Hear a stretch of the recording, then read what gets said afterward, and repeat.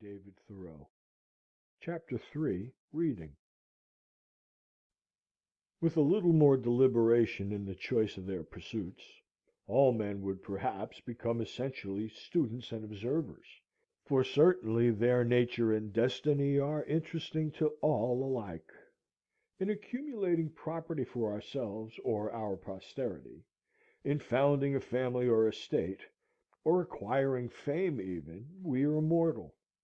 But in dealing with truth we are immortal, and need fear no change nor accident. The oldest Egyptian or Hindoo philosopher raised a corner of the veil from the statue of the divinity, and still the trembling robe remains raised, and I gaze upon as fresh a glory as he did, since it was I in him that was then so bold, and it is he in me that now reviews the vision. No dust has settled on that robe. No time has elapsed since that divinity was revealed. That time which we really improve, or which is improvable, is neither past, present, nor future. My residence was more favorable, not only to thought, but to serious reading, than a university; and though I was beyond the range of the ordinary circulating library, I had more than ever come within the influence of those books which circulate round the world, whose sentences were first written on bark, and are now merely copied from time to time on to linen paper. Says the poet Mir Kamar Uddin Mast, being seated, to run through the region of the spiritual world. I have had this advantage in books. To be intoxicated by a single glass of wine, I have experienced this pleasure when I have drunk the liquor of the esoteric doctrines. I kept Homer's Iliad on my table through the summer, though I looked at his page only now and then. Incessant labor with my hands at first, for I had my house to finish and my beans to hoe at the same time, made more study impossible. Yet I sustained myself by the prospect of such reading in future. I read one or two shallow books of travel in the intervals of my work, till that employment made me ashamed of myself, and I asked where it was then that I lived. The student may read Homer or Aeschylus in the Greek without danger of dissipation or luxuriousness, for it implies that he in some measure emulate their heroes, and consecrate morning hours to their pages.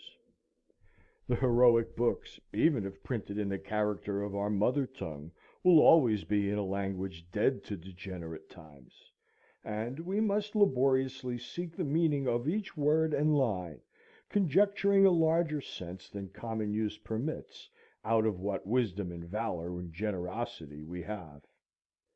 The modern cheap and fertile press, with all its translations, has done little to bring us nearer to the heroic writers of antiquity. They seem as solitary, and the letter in which they are printed as rare and curious, as ever. It is worth the expense of youthful days and costly hours if you learn only some words of an ancient language, which are raised out of the trivialness of the street, to be perpetual suggestions and provocations. It is not in vain that the farmer remembers and repeats the few Latin words which he has heard. Men sometimes speak as if the study of the classics would at length make way for more modern and practical studies; but the adventurous student will always study classics, in whatever language they may be written, and however ancient they may be. For what are the classics but the noblest recorded thoughts of man? They are the only oracles which are not decayed, and there are such answers to the most modern inquiry in them as Delphi and Dodona never gave. We might as well omit to study nature because she is old. To read well, that is, to read true books in a true spirit, is a noble exercise, and one that will task the reader more than any exercise which the customs of the day esteem. It requires a training such as the athletes underwent, the steady intention almost of the whole life to this object.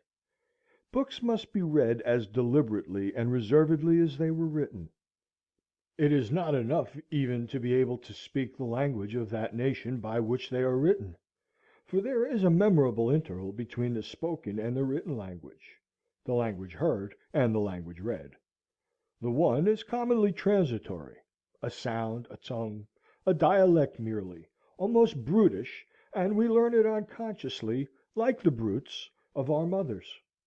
The other is the maturity and experience of that. If that is our mother tongue, this is our father tongue, a reserved and select expression, too significant to be heard by the ear, which we must be born again in order to speak. The crowds of men who merely spoke the Greek and Latin tongues in the Middle Ages were not entitled by the accident of birth to read the works of genius written in those languages, for these were not written in that Greek or Latin which they knew, but in the select language of literature.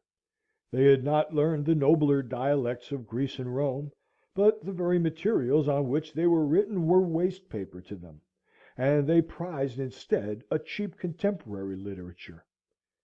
But when the several nations of Europe had acquired distinct, though rude written languages of their own, sufficient for the purposes of their rising literatures, then first learning revived, and scholars were enabled to discern from that remoteness the treasures of antiquity. What the Roman and Grecian multitude could not hear, after the lapse of ages a few scholars read, and a few scholars only are still reading it. However much we may admire the orator's occasional bursts of eloquence, the noblest written words are commonly as far behind or above the fleeting spoken language as the firmament with its stars is behind the clouds. There are the stars, and they who can may read them. The astronomers forever comment on and observe them. They are not exaltations like our daily colloquies in vaporous breath. What is called eloquence in the forum is commonly found to be rhetoric in the study. The orator yields to the inspiration of a transient occasion, and speaks to the mob before him, to those who can hear him. But the writer, whose more equable life is his occasion, and who would be distracted by the event and the crowd which inspire the orator, speaks to the intellect and health of mankind, to all in any age who can understand him.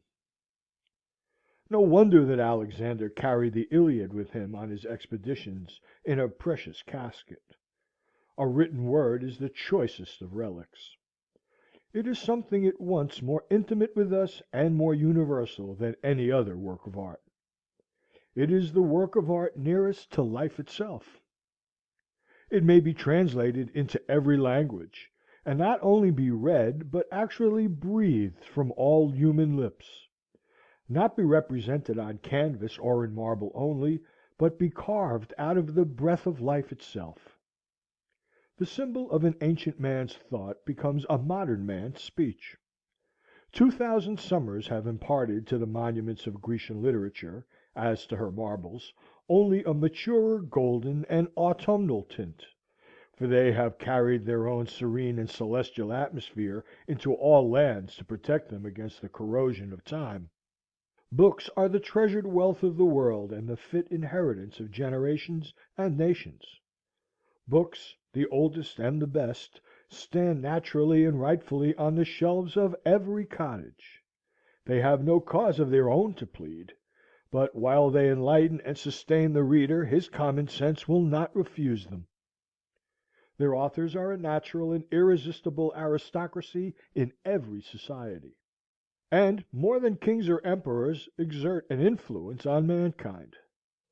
When the illiterate and perhaps scornful trader has earned by enterprise and industry his coveted leisure and independence, and is admitted to the circles of wealth and fashion, he turns inevitably at last to those still higher but yet inaccessible circles of intellect and genius, and is sensible only of the imperfection of his culture and the vanity and insufficiency of all his riches, and further proves his good sense by the pains which he takes to secure for his children that intellectual culture whose want he so keenly feels. And thus it is that he becomes the founder of a family.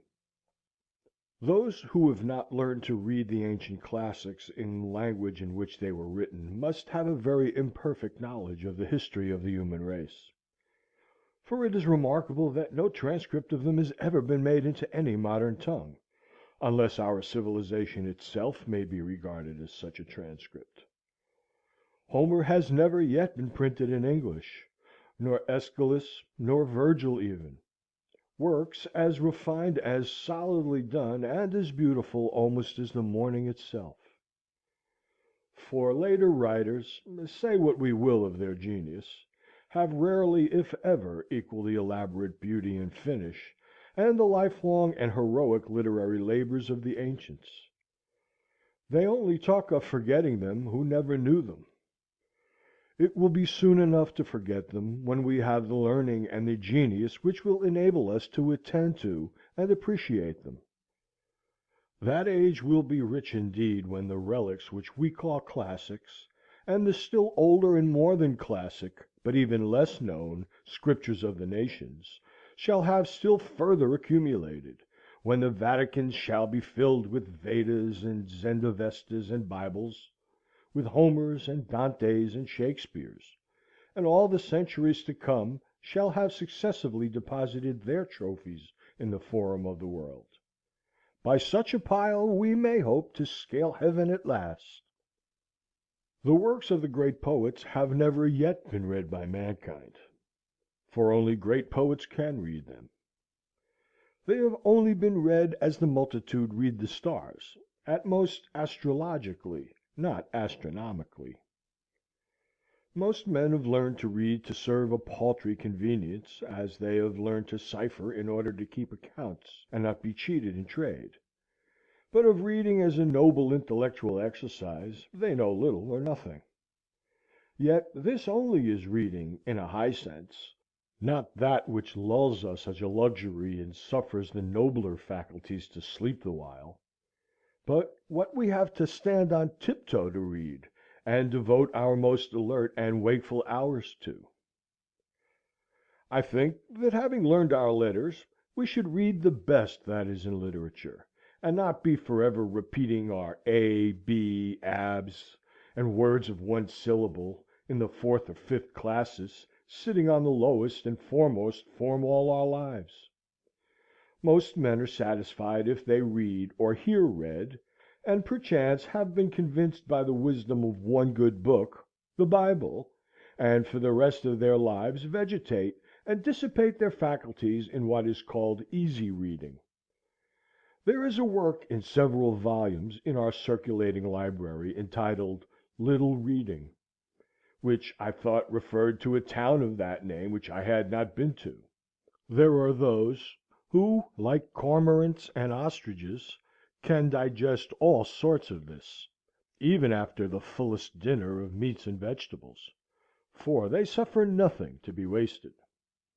If others are the machines to provide this provender, they are the machines to read it.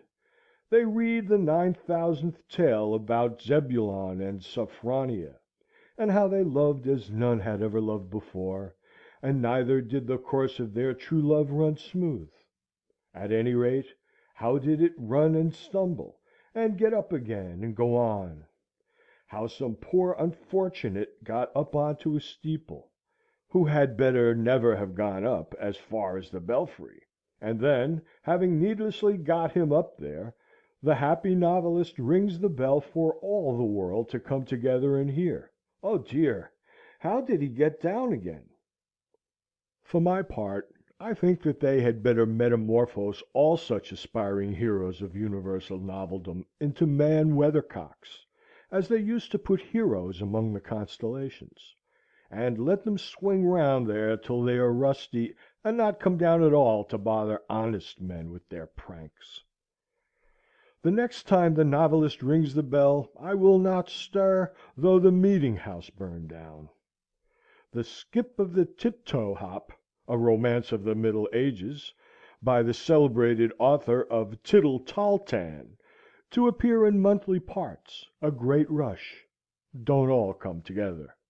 All this they read with saucer eyes and erect and primitive curiosity, and with unwearied gizzard whose corrugations even yet need no sharpening, just as some little 4-year-old Bencher his 2-cent gilt-covered edition of Cinderella, without any improvement that I can see in the pronunciation, or accent, or emphasis, or any more skill in extracting or inserting the moral.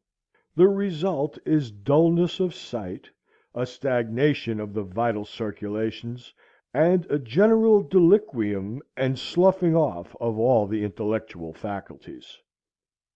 This sort of gingerbread is baked daily and more sedulously than pure wheat or rye and Indian in almost every oven, and finds a surer market. The best books are not read even by those who are called good readers. What does our conquered culture amount to? There is in this town, with a very few exceptions, no taste for the best or for very good books, even in English literature whose words all can read and spell. Even the college-bred and so-called liberally educated men here and elsewhere have really little or no acquaintance with the English classics. And as for the recorded wisdom of mankind, the ancient classics and Bibles, which are accessible to all who will know of them, there are the feeblest efforts anywhere made to become acquainted with them. I know a woodchopper of middle age who takes a French paper, not for news, as he says, for he is above that, but to keep himself in practice, he being a Canadian by birth. And when I ask him what he considers the best thing he can do in this world, he says, beside this, to keep up and add to his English. This is about as much as the college-bred generally do, or aspire to do, and they take an English paper for the purpose.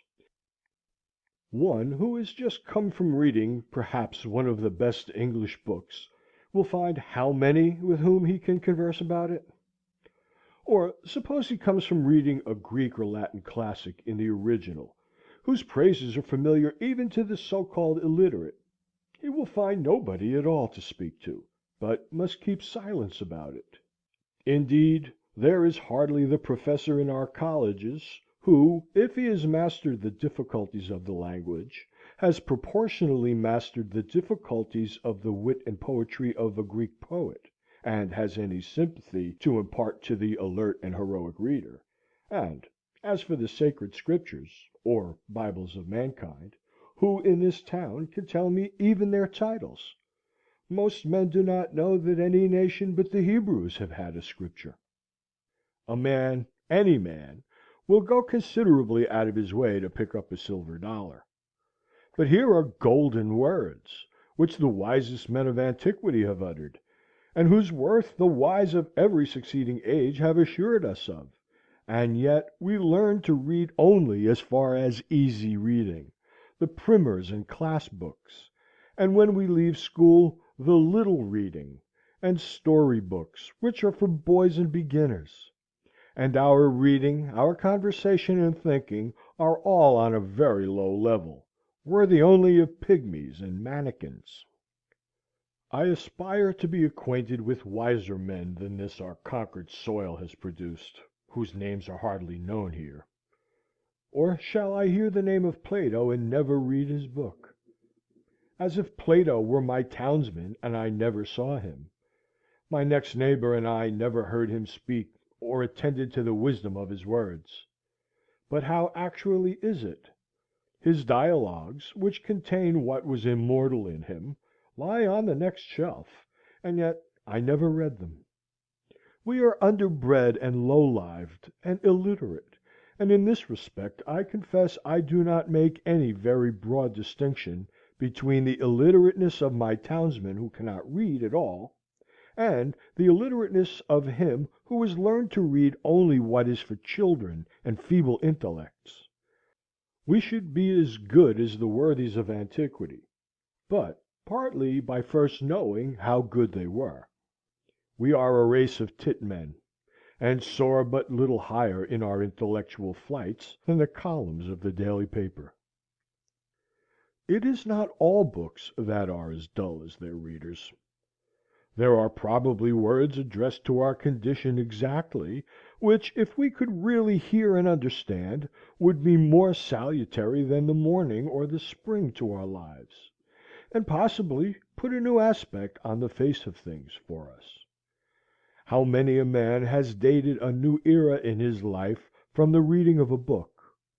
The book exists for us, perchance, which will explain our miracles and reveal new ones. And at present unutterable things we may find somewhere uttered. These same questions that disturb and puzzle and confound us have, in their turn, occurred to all the wise men. Not one has been omitted, and each has answered them according to his ability by his words and his life. Moreover, with wisdom we shall learn liberality.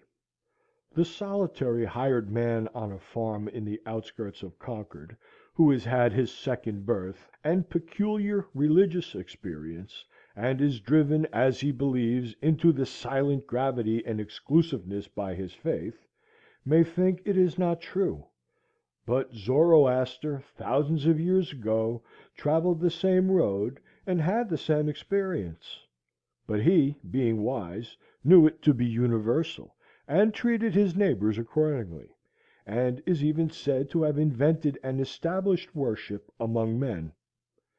Let him humbly commune with Zoroaster, then, and, through the liberalizing influence of all the worthies, with Jesus Christ himself, and let our Church go by the board.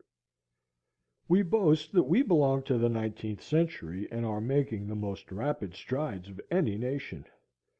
But consider how little this village does for its own culture. I do not wish to flatter my townsmen, nor to be flattered by them, for that will not advance either of us. We need to be provoked, goaded, like oxen as we are, into a trot. We have a comparatively decent system of common schools for infants only; but, excepting the half–starved lyceum in the winter, and latterly the puny beginning of a library suggested by the State, no school for ourselves. We spend more on almost any article of bodily aliment or ailment than on our mental aliment. It is time that we had uncommon schools, that we did not leave off our education when we begin to be men and women. It is time that villages were universities, and their elder inhabitants the fellows of universities, with leisure, if they are, indeed, so well off, to pursue liberal studies the rest of their lives. Shall the world be confined to one Paris or one Oxford forever? Cannot students be boarded here, and get a liberal education under the skies of Concord? Can we not hire some Abelard to lecture to us? Alas! what with foddering the cattle and tending the store, we are kept from school too long, and our education is sadly neglected. In this country the village should in some respects take the place of the nobleman of Europe. It should be the patron of the fine arts. It is rich enough. It wants only the magnanimity and refinement. It can spend money enough on such things as farmers and traders value; but it is thought Utopian to propose spending money for things which more intelligent men know to be of far more worth. This town has spent $17,000 on a town house, thank fortune or politics, but probably it will not spend so much on living wit, the true meat to put into that shell, in 100 years. The $125 annually subscribed for a lyceum in the winter is better spent than any other equal sum raised in the town. If we live in the 19th century, why should we not enjoy the advantages which the 19th century offers? Why should our life be in any respect provincial? If we will read newspapers, why not skip the gossip of Boston, and take the best newspaper in the world at once? Not be sucking the pap of neutral family papers, or browsing olive branches here in New England. Let the reports of all the learned societies come to us, and we will see if they know anything. Why should we leave it to Harper and Brothers and Redding and Company to select our reading? As the nobleman of cultivated taste surrounds himself with whatever conduces to his culture, genius, learning, wit, books, painting, statuary, music, philosophical instruments, and the like, so let the village do, not stop short at a pedagogue, a parson, a sexton, a parish library, and 3 selectmen, because our Pilgrim forefathers got through a cold winter once on a bleak rock with these. To act collectively is according to the spirit of our institutions, and I am confident that, as our circumstances are more flourishing, our means are greater than the nobleman's. New England can hire all the wise men in the world to come and teach her, and board them round the while, and not be provincial at all. That is the uncommon school we want. Instead of noblemen, let us have noble villages of men. If it is necessary, omit one bridge over the river, go round a little there, and throw one arch at least over the darker gulf of ignorance which surrounds us. CHAPTER IV.